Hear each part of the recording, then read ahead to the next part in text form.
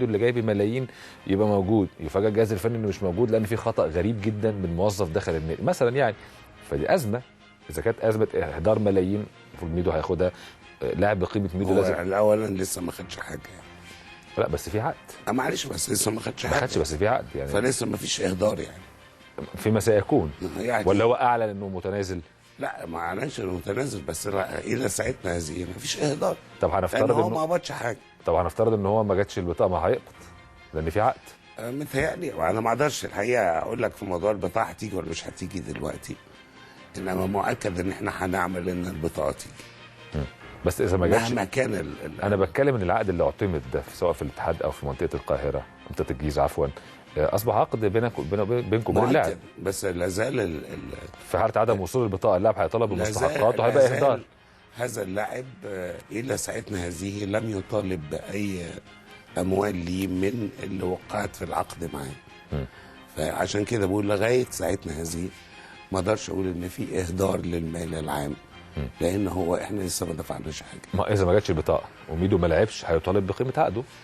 ما اقدرش اقول لك البطاقه هتيجي ولا مش هتيجي، لان انا يعني انا اخدت الموضوع من يومين بالظبط، وطبعا لان في ظروف مباراه صعبه بكره، فطبعا ما كنش ممكن ان احنا نثير اي شيء جوه نادي الزمالك. وان شاء الله من يوم الثلاث او الاربع نبتدي نشوف ايه بقى حقيقه الخطا. هو في خطا، بس حقيقه الخطا جاي منين او ناتج عن ايه، والقصور اللي حاصل ده هل القصور ده كان عن عدم درايه ولا عن اهمال ولا عن وفي الحالتين مصيبه. لو عدم درايه تبقى مصيبه، لان نادي بحجم الزمالك لازم تبقى الاداره المسؤوله عن الموضوع ده لها درايه عارفه ازاي طبعا، واذا كان اهمال فالمصيبه اعظم بالظبط. ولا هل في عوامل كانت خارجه عن الاراده ادت الى هذا؟ ازاي يعني؟ ما اعرفش، انا الحقيقه ما اعرفش. يعني حد عض الورق، خطف الورق الناقص؟ لا مش حد عض الورق، حد يعني السيستم الجديد بتاع التي ام اس ده مش معقد يا دكتور. لا انا ما اعرفوش. ما انت ما تعرفوش، فانت بتقول انه صعب، بس مش معقد. لا ما اعرفوش، فاشوف ايه هو النظام. هي كل الحكايه ان الفيفا عارف ان في بطايق دوليه بتروح وتيجي بتزور، فعملوا نظام سيستم ان كل حاجه من خلال النادي تروح على الاتحاد الدولي تتراجع وتتباع، تديك الاوكي على يعني اللي بيديك الاوكي هو الاتحاد الدولي. يمكن عشان حضرتك عارف النظام ولها رولز معينه، لازم تبعت ورقه كذا ورقه كذا ورقه كذا ورقه كذا. برجع اقول عشان حضرتك عارف النظام خلاص. مش لان انا مش جاهز، انا مش جاهز، لكن انتوا عندكم اداره مفترض ان هي عارفه النظام. انا ما اختلفتش، في خطا حصل. مش معنى الزمالك، ما الاسماعيلي جاب جون اويري وجاب لاعبين، والزمالك جاب عديه قبل كده بالظبط، جاب عديه وموضوع عماد محمد وموضوع عمرو زكي. طب يبقى اذا في اهمال. لا ما انا ما اعرفش بقى ايه اللي حصل، فده اللي انا هعرفه يعني، ونشوف الخطا ده حصل زي ما قلت لحضرتك. هو حصل. هل الموضوع بفكره تشكيل لجنه عشان الناس تنسى ولا؟ اولا هي مش لجنه، اولا هو انا بس اللي مسؤول. يعني الموضوع فوض الي من المجلس مش لجنه، عشان ما حدش يقول انت عايز تقتل الموضوع اعمل له لجنه. ما انت ممكن تكون عملت لجنه عشان تشوف. طبعا لا ما عملتش لجنه. انا هتابع ان شاء الله مع اداره التسويق عندنا يوم الثلاث ان شاء الله والاربع، اشوف، وغالبا الثلاث مش الاربع لان الوقت مش محتمل التاخير. هو الثلاث والاربع مش محتمل التاخير؟ ما هو كده في تاخير. لا قصدي عشان ماتش بكره، ما انت ما تقدرش. وايه علاقه ماتش بكره بالموضوع ده؟ لا معلش، انا ما بحبش يعني، لازم الامور تبقى فيها سكون في وقت مباراه يعني مصيريه زي دي. ايه علاقه الموضوع ده بالمباراه يعني؟ مش فاهم. لا ما هو انت هنفترض جوه نادي الزمالك ما فيش حاجه بتستخبى. هنفترض ان انت خلاص هنفترض ان انت لقيت قصور او اهمال وات ايفر او اي حاجه يعني. هيعد تقرير باللي انا برضه علاقه ده ماتش الاسماعيلي يعني؟ انت خدتوا قرار تفويض حضرتك في مجلس اداري من الجمعه. ايوه. مفترض السبت الساعه 10 الصبح كله انت عرفت الموضوع يعني. ليه؟ لانك هتصحى من النوم، هتروح النادي، هات الورق، في كذا كذا كذا، هتسال فيه. برضه ما تنساش ان انا برضه ورايا شغل تاني. طب كنت اعتذر يعني، شوف حد فاضي. لا يعني شوف حد فاضي يتولى المسألة. يعني قصدي اقول ايه؟ يعني انا برضه ورايا التزامات تانية وشغل تاني وانتوا مستنيين وشغل سايبه بقالي 3 اسابيع قاعد في الكاميرون.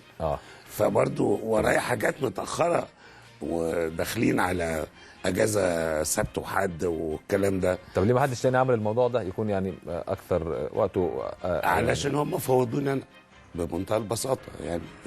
مش حد ولا انت تاني. مش ولا انت حابب أنا على الموضوع؟ فكره مش انا اللي طلبت التفويض، انا سكت خالص. ولا انت مستني ماتش الاسماعيلي يمكن الزمالك يكسب فالناس تفرح فالموضوع يهدى شويه؟ لا، هو ان شاء الله الزمالك هيكسب وان شاء الله الناس هتفرح، بس انا بقول ان مفيش داعي لاي نوع من انواع. بتحاول تحافظ على الدكتور اشرف صبحي يعني مثلا شوف، بتهدئه الموضوع؟ انا شخصيا بعتز بالدكتور اشرف صبحي، او انا علاقتي كلنا بنعتز بيه طبعا، مش وليده النهارده، وهو انسان صديق عزيز ومحترم. لا، وراجل محترم طبعا، وبيعمل شغل وكل الكلام ده، ويمكن كل ما بتشتغل اكتر يمكن تغلط، انما في النهايه ما هواش ان انا بدافع عنه او اي حاجه خالص، انما برضو انا لازم اشوف بالظبط ايه اللي حصل، لان زي ما قلت لحضرتك ان هذا السيستم انا ما كانش عندي. ميدو كان ليه تصريح بيقول انا عمري ما شفت كده في حياتي، يعني اللي انا ابقى موجود وفجاه اكتشف ان البطاقه الدوليه بتاعتي مش موجوده وابقى بعيد عن الملعب شهرين و3 بسبب خطا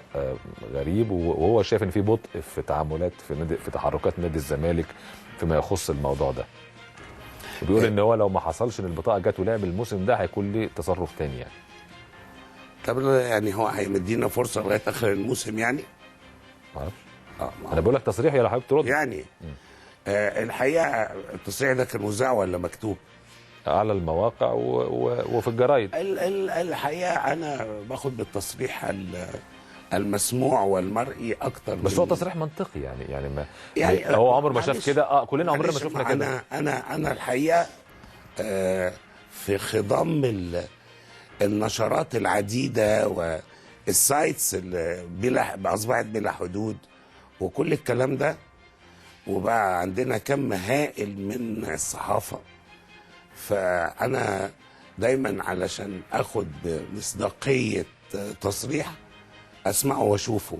طب انت مش شايف انه منطقي ان يقول انا عمري ما شفت كده، وان انا ازاي بقالي شهرين 3 مش عارف العب والبطاقه بتاعتي ما جاتش؟ مؤكد هو عنده حق في هذا، ما خدش ولا جنيه وبيقول ان انا لغايه يعني لو ما لعبتش في لغايه نهايه الموسم هيكون لي تصرف تاني. اعتقد كل دي تصريحات منطقيه تصدق يعني. وهو اللي احنا بنعمله ده، او اللي انا فوتت ان انا اعمله من قبل المجلس، هو احنا بنشوف الخطا فين وازاي نتدارك هذا الخطا. ما هو ما انتوا بتحلوا غلط، الموضوع مش انتوا بتحلوا خطا. نعم، انتوا بتحاولوا تحلوا خطا.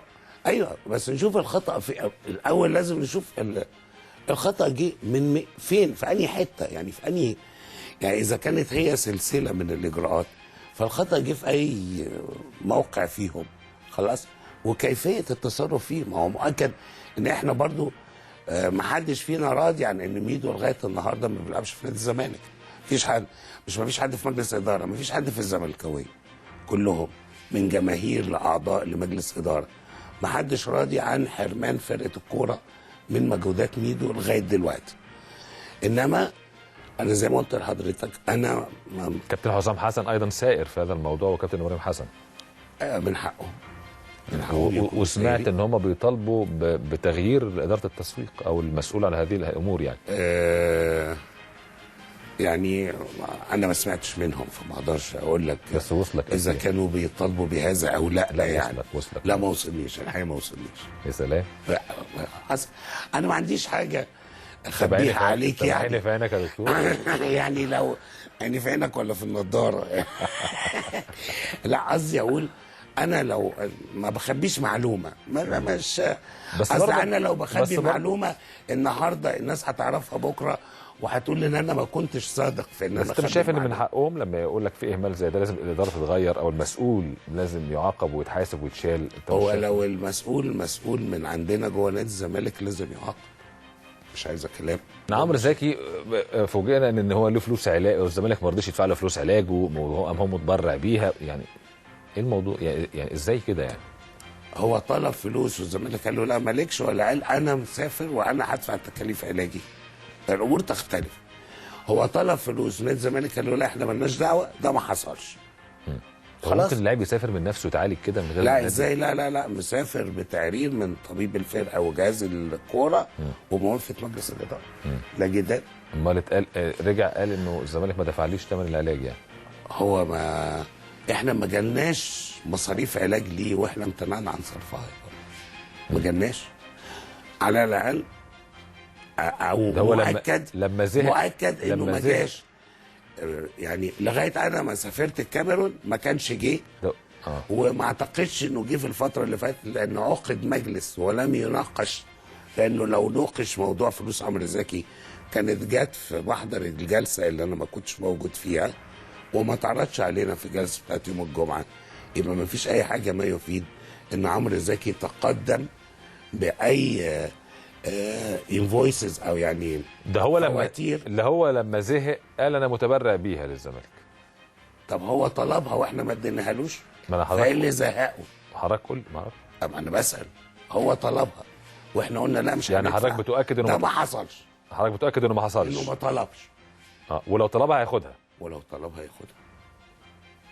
اي طبعا، طالما هو هي متعشيه الايام دي ولا ايه؟ هي في ايه؟ متعشيه الايام دي، الدنيا متعشيه في الزمالك الايام دي ولا الايام دي ولا الايام اللي جايه.